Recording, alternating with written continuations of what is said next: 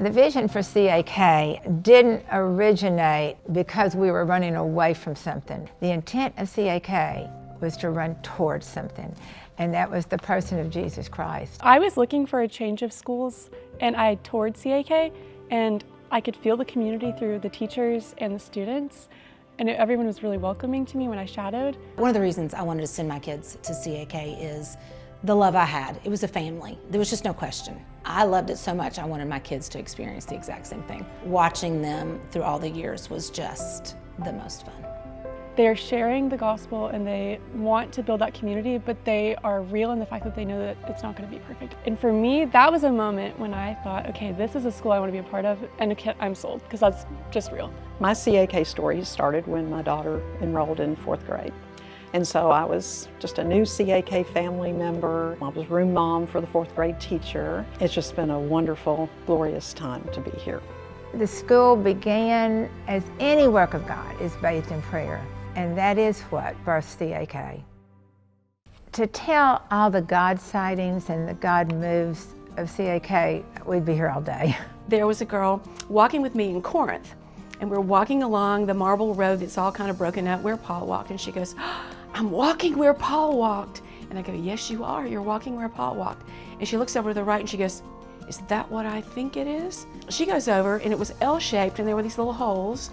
She sat on all 17 of them. She comes back and she says, "I sat where Paul sat and I know it for sure." I said, "How do you know that?" She goes, "Because that was the public latrine." We were doing a Bible lesson and Miss Blankenship had a gift-wrapped present. It was all sparkly and had bows all over it. And you know, as a 1st grader, you love toys, you love material things. She was shaking it and she was like, "Whatever is in this box is the most valuable thing in the whole entire world. More important than toys, more important than a diamond and anything in the world." And I was like, oh my gosh, this is the key to life. And it was not what I expected. It was a Bible. It was a Berenstain Bears Bible, and it was just very eye-opening to me, and I went home that night. Why do people put all of their trust and all of their everything into this Bible? And I was super curious, so I asked my mom, and we prayed that night, and that's the night I became a Christian. My door was just like a revolving door at lunch with kids coming in wanting to talk and about personal life or just about something in class or something they learned in Bible class. But the idea that you can go in and pray over your desk, you can pray with a kid at lunch, you know, you can pray with them after school. I will say this, our students at CAK are handmade. Our teachers are great people. They find out what you and I know about our children. Something special that maybe we think, does anybody else see this in my child? Well, they figure that out and they find out what's special about our children. To talk with the kids, work with them, and invest in their lives and see God work. And them see God work. Know He's real and know what it is to be truly a believer, to walk with Him in obedience and repentance, loving Him with all their heart. If you're having a bad day, you can always go into their classroom and be received with welcome arms. One of my sweet girls came in and said that she had prayed to receive Christ with her mom and dad the night before. And she looked at me and she goes, "I just figured if God could save Zacchaeus, He could save me too." And it was just so sweet to see God use His word in these hearts and minds of little 6-year-olds. CAK has just been the perfect place for that.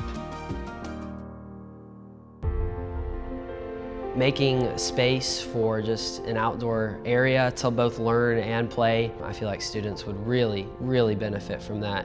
If you add to the campus in any way, you are helping CAK become a better school as a whole, and you're just helping with this mission that CAK has, and I think that that's incredible.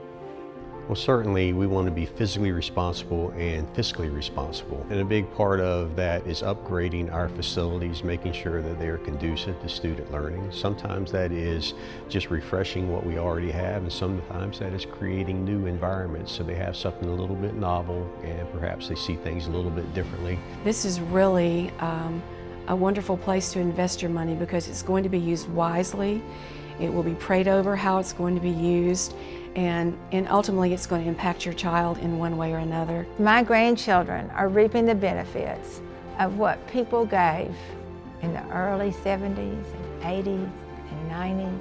I would love to see CAK continue to thrive and continue to come out as a forefront of schools in Knoxville. You continue to create this environment that does allow kids to learn about the gospel and stay in this environment where they're loved and supported by so many teachers.